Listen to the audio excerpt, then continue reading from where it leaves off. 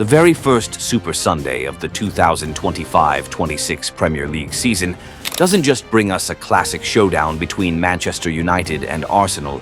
It delivers a global spectacle, a clash loaded with deep strategic meaning. This is more than just 3 points on the line. It's a statement of intent from two clubs who have dominated the summer headlines, splashing out a combined total of over 450 million euros in the transfer market. For Manchester United, this is Ruben Amorim's chance to show the world that his ambitious rebuilding project is firmly on the right track. For Mikel Arteta's Arsenal, it's an opportunity to reinforce their credentials as one of the frontrunners for the Premier League crown. Both sides have spent heavily to strengthen their squads, but with very different philosophies. United lead the spending charts with 229.7 million euros, channeling their investment into attacking firepower and tactical flexibility. Their three marquee signings are hard to ignore. Striker Benjamin Šeško, 76.5 million euros from RB Leipzig. The explosive Matheus Cunha, 74.2 million euros from Wolves. And winger Brian Mbeumo, 75 million euros from Brentford. Together, they're expected to inject directness, pace, and counter-attacking threat, perfectly suited to Amorim's vision of a front-foot, high-intensity side that overwhelms opponents with speed and physicality. Arsenal, meanwhile, are not far behind with 224.2 million euros spent, but their strategy has been more about balance and control.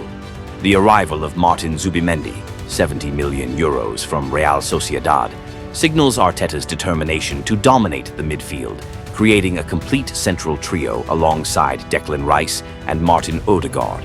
Up front, Victor Gyökeres, 65.8 million euros from Sporting Lisbon, brings raw power and relentless movement, while Noni Madueke, 56 million euros from Chelsea, adds flair and unpredictability to the attack. On top of that, the signings of goalkeeper Kepa Arrizabalaga, defensive midfielder Christian Nørgaard, and young centre-back Christian Mosquera underline Arsenal's meticulous planning, ensuring depth, competition, and quality in every department. The tactical heart of this clash will be fought in the middle of the park.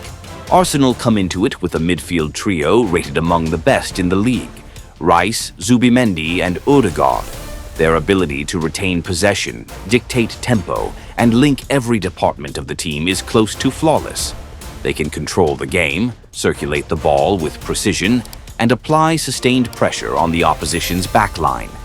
That will be a huge challenge for Amorim's Manchester United, a side built around rapid, incisive counterattacks. Amorim will need a plan that can both blunt Arsenal's midfield dominance and still preserve United's direct attacking threat. One option might be to drop Bruno Fernandes a little deeper to help orchestrate play, but that could come at the cost of United's cutting edge in the final third. Arsenal, with their fluid movement and relentless high press, will be looking to shut down the spaces United want to exploit, especially out wide. And with United's defense still showing signs of instability, they'll be under constant strain from Arsenal's slick combinations and off-the-ball runs. On the flip side, Amorim will want to unleash the raw pace and unpredictability of new signings like Mbeumo and Cunha. They could be key to hitting Arsenal on the break, striking in those moments when Arteta's men push too far forward.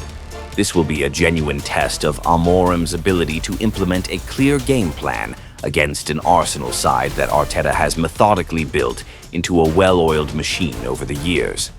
Another intriguing tactical subplot: set pieces. Last season, United often struggled to defend aerial balls in their own penalty area. Arsenal, meanwhile, boast serious aerial threats in Saliba, Gabriel, and even new signing Gyökeres, who has already opened his account for the Gunners with a towering header. It's a danger United cannot afford to underestimate. One of the headline attractions in this clash will be the battle between two marquee strikers, Benjamin Šeško and Victor Gyökeres. Both are blockbuster signings, and both were once on the radar of the very opponents they'll be facing. Šeško, a forward long courted by Arsenal, will spearhead Manchester United's counter-attacking game with his blistering pace and lethal one-touch finishing. In his first interview, he confidently summed up his strengths: pace, power, finishing, and especially heading. For a United side that has struggled to score from aerial situations, Šeško could be the timely solution. On the other side, Gyökeres, once tipped for a move to Old Trafford, brings raw power and relentless running to Arsenal's attack. Interestingly, despite his imposing frame and intelligent movement, heading has never been his strongest weapon. In over 100 games in Portugal, he scored only 4 goals with his head. Yet, in a twist of irony, his Arsenal debut saw him find the net with exactly that: a towering header, setting the stage with a dramatic surprise. Gyökeres offers Arsenal the physical edge and relentless work rate that Mikel Arteta has been searching for to complete his attacking arsenal. There's also an intriguing backstory. Ruben Amorim once managed Gyökeres at Sporting Lisbon, which could give United a valuable insight into how to contain what many see as Arsenal's most dangerous weapon. The history between these two strikers runs even deeper. Šeško's former club, RB Leipzig, faced Gyökeres Sporting Lisbon in the Champions League, a match where both found the score sheet. But it was Šeško who stole the spotlight, earning man of the match honors in a 2-1 Leipzig win. That little chapter from the past only adds another layer of intrigue to this duel. In the build-up to kick-off, Manchester United are dealing with a few selection concerns. While goalkeeper Andre Onana has recovered and Šeško is ready to start, they'll be without defensive leader Lisandro Martinez due to injury. Mason Mount and Rasmus Højlund are also not at full fitness, forcing Ruben Amorim into some careful thinking. The likely setup? A 3-4-2-1, designed to maximize pace on the break and punish Arsenal on the counter. For Arsenal, it's a different story, near full strength and oozing stability. Mikel Arteta can roll out his familiar starting 11, now reinforced by 2 high-quality summer arrivals, Gyökeres and Zubimendi, with Gabriel Martinelli and Bukayo Saka flanking Gyökeres up front, and the Rice-Zubimendi-Ødegaard trio marshalling the midfield. The Gunners look built to control proceedings from the opening whistle. Expect their trademark 4-3-3, aimed at seizing control early. The officials for the occasion have been confirmed. Simon Hooper is the referee, with Adrian Holmes and Simon Long as his assistants. Jared Gillett will be the 4th official, and Paul Tierney is on VAR duty, assisted by Steve Meredith. As for predictions, opinions are split.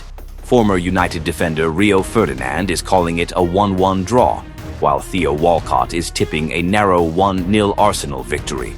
Those contrasting views mirror the public mood, a blend of uncertainty and anticipation. United are still a team under construction but have the home advantage, while Arsenal arrive with continuity and an impressive record under Arteta. All of it, from the tactical blueprints of the managers to the marquee signings on both sides, the historical weight of the fixture, and even the influence of the officials, makes this Super Sunday a layered story. It will be as much a mental battle as a physical one for players and fans alike.